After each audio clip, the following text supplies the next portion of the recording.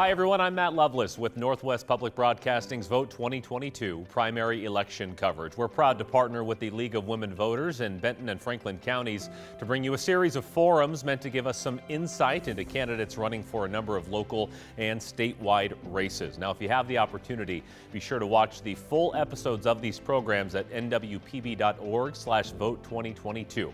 Now, we had planned a full program in the race for a representative seat in the state's 16th legislative district, but found out that one of the candidates, Sharon Schiller, was pulling out of the race. Now, the remaining two in this race did submit statements, and we wanted to let you hear those at the very least right here.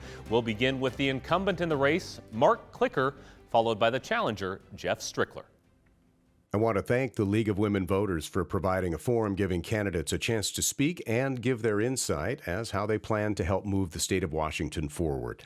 Unfortunately, I am unable to attend because of a scheduling conflict, but hope your forum is a success, and I believe it will be. Over the last 2 years, the COVID epidemic created the most difficult legislative sessions in recent memory. Virtual legislation was instituted to help prevent the spread of the virus. The goal was to keep the legislators and staff both safe and healthy. Unfortunately, this resulted in unfettered partisan legislation. Legislators were unable to work together across the aisle to find compromise over very important bills that affect all of us in both the near future and years ahead. I will lay out what I believe is needed to make Washington State a place where we can live without financial struggle, feel safe, and know that our children can receive a quality education. The Governor's Climate Commitment Act, CCA, takes full force action to curb climate change. Whether you believe we are able to defeat climate change or not, or if the CCA helps change the course of climate change, you have to realize this comes at a major expense. Beginning in 2023, you'll see the rise in the price of fuel because taxes will be implemented from the CCA.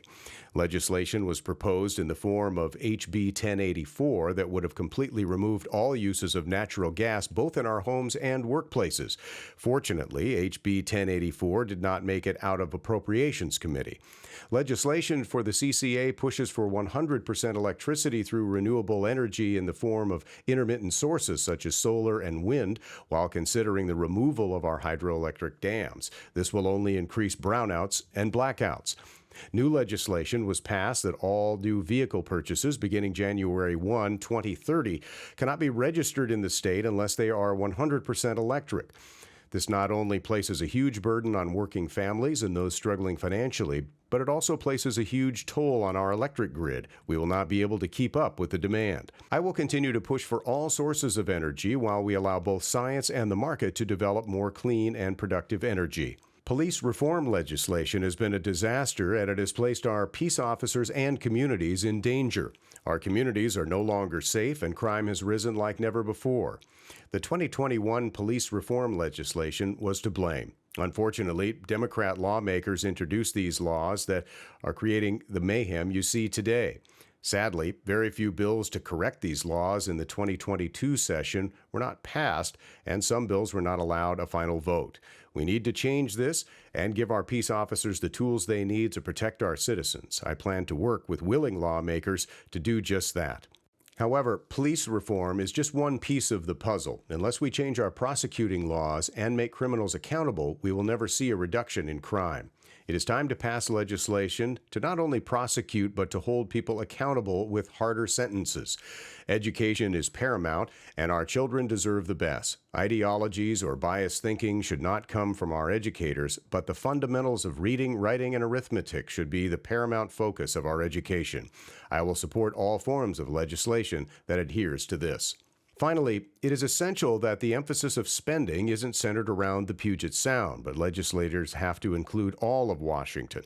The latest transportation package is a perfect example. Republicans were completely left out of the discussion in the transportation bill. We were presented the package only 2 hours before the media received it. The bill was pushed through along party lines. This is the first time in recent history that the transportation package was not bipartisan. The bill targeted projects and funding along the I-5 corridor with only a very few exceptions in the rest of the state. They also raided our public maintenance fund for large project in the Puget Sound region that is supposed to be used to maintain and repair roads for our communities that need it most. Partisanship should not be the new norm, especially when we're trying to work as one Washington. I hope to go back in person so we can change the mentality and find common ground solutions that work for everyone. It is essential that we work together on both sides of the aisle to make Washington State the best place in the nation to live. Committed to the future of our region, Jeff Strickler is running for 16th Legislative District State Representative because we need a voice in Olympia who shares our values and will focus on issues over partisan politics.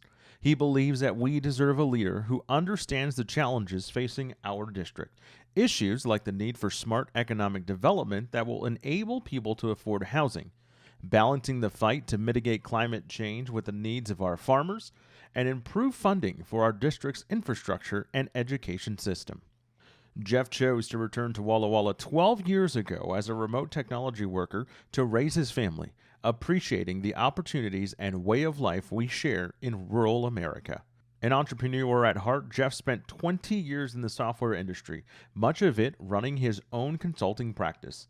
Several years ago, he transitioned to real estate, which has given him insight into the crisis we face in area housing. With partner Rochelle, they are raising 3 children, all enrolled in Walla Walla Public Schools.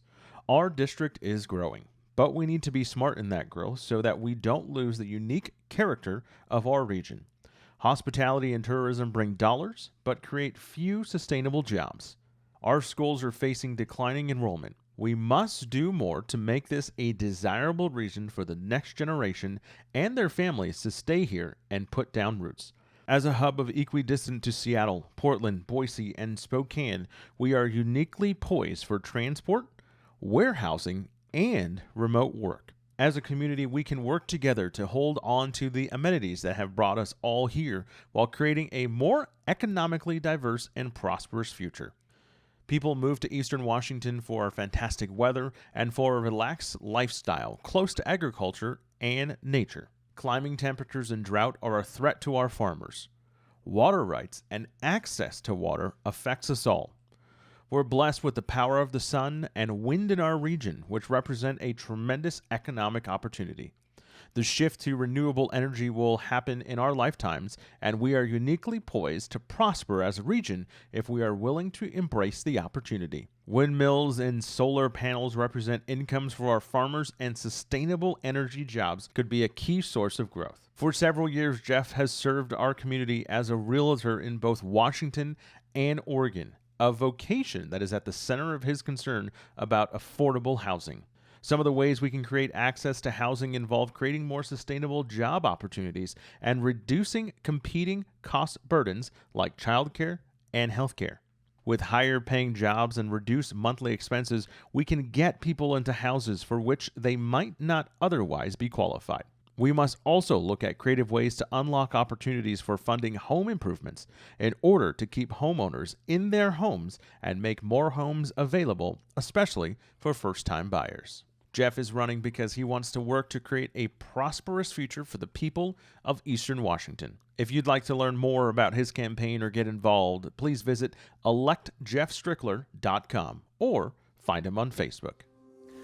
And there you heard from Jeff Strickler, and prior to that, Mark Clicker, candidates for the Representative Position 1 seat in Washington's 16th Legislative District. Now, there's plenty more coverage from contested primaries around the Tri-Cities at nwpb.org/vote2022.